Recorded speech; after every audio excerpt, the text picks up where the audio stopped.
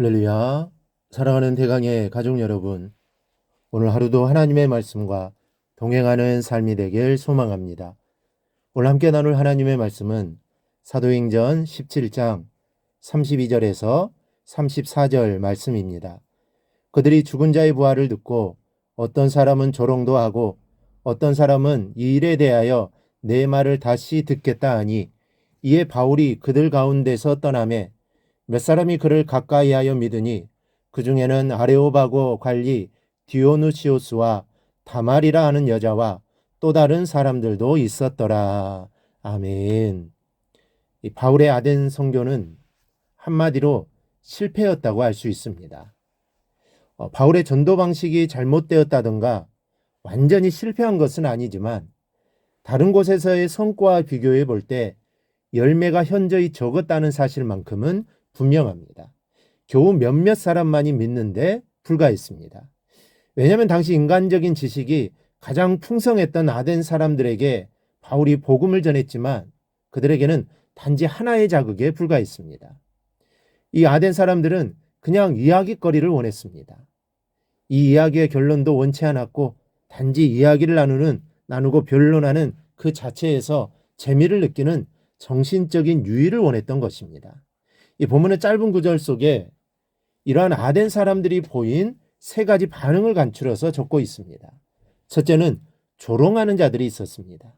이 조롱했다는 말은 실없는 말로 농락하며 비웃었다는 말입니다. 그리고 미완료 과거로서 비웃기를 한동안 계속했다는 의미를 갖고 있습니다. 그리고 이 단어는 신약 성경에서 자동사로만 쓰입니다. 이 타동사가 아닌 자동사의 사용은 조롱의 대상이 되는 목적어가 없다는 것을 의미합니다.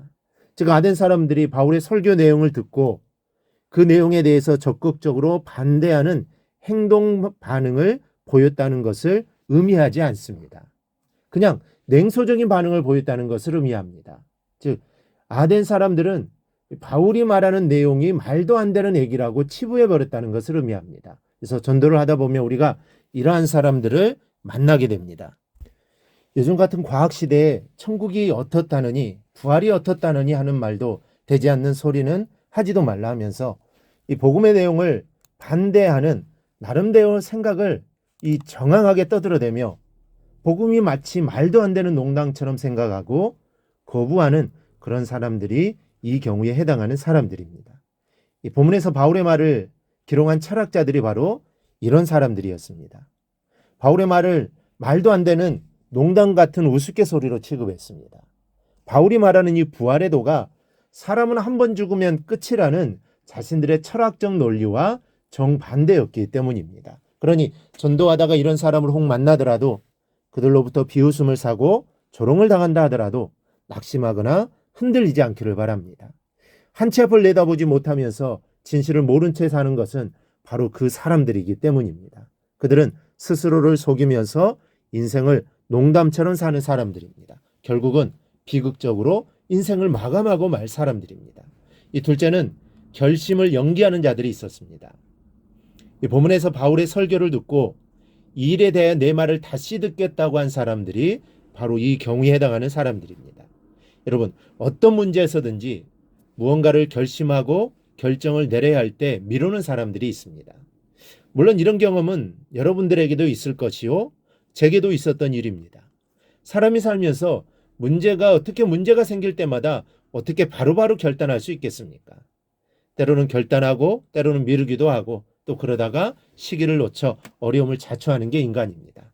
그리고 사실 대개의 경우 이 결정을 잠시 유보하는 것이 그렇게 큰 문제가 될 것도 없습니다. 오히려 신중할수록 더 좋은 결과를 가져올 때가 많습니다. 그러나 절대 늦춰서는 안 되는 문제가 하나 있습니다. 어떤 일이 있어도 즉시 결심하고 결단하지 않으면 안 되는 중요한 문제가 있습니다. 그것이 바로 영적인 믿음의 문제입니다. 예수를 영접하는 문제는 시급한 문제입니다. 이것을 미루면 아예 기회가 사라져버릴 수 있습니다. 여러분, 영적인 문제는 하나님이 기회를 주신 지금 믿지 않으면 영원히 그 기회가 돌아오지 않을 수도 있는 시급하고 중요한 문제입니다. 따라서 예수를 믿고 하나님을 섬기는 일은 만사를 제쳐놓고 우선해야 하는 문제입니다. 그런데 사람들이 이 믿음의 문제를 등한시하고 자꾸만 결심을 미루는 것은 생각이 많기 때문입니다. 지식이 있다고 하고 똑똑하다고 하는 사람들이 대개 선뜻 믿지를 않습니다. 믿어도 이것저것 다 재보고 자기 생각으로 논리적인 검토를 해보고 나서 믿으려고 합니다. 그러니 어떻게 되겠습니까? 영원히 믿지 못하고 마는 것입니다.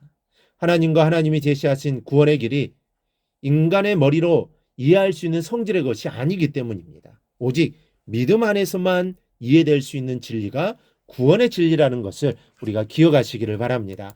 이 셋째는 믿는 자들이 있었습니다. 디오누시오라는 사람은 이 30명 정도밖에 안 되는 아레오바고의 관원의 신분으로 이 바울의 설교를 듣고 하나님 말씀을 받아들입니다.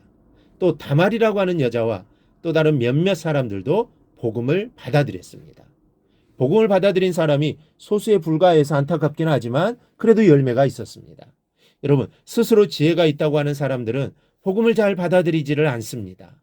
인간의 지혜를 과시하기 때문입니다. 그러나 그래도 포기할 수 없는 것은 하나님이 거두시려는 몇몇 영혼들이 그들 중에도 있기 때문입니다. 그래서 수고입의 열매가 적다 하더라도 결코 포기할 수 없는 것입니다. 이 사실을 알고 사람들이 조롱하고 믿지 않기 위해서 후일로 미루라고 할지라도 결코 전도를 쉬지 않는 여러분이 되시기를 주님의 이름으로 축원합니다. 오늘 묵상한 말씀을 굳게 잡고 삶으로 실천하며 살아내는 대강의 모든 성도들이 되기를 축복합니다.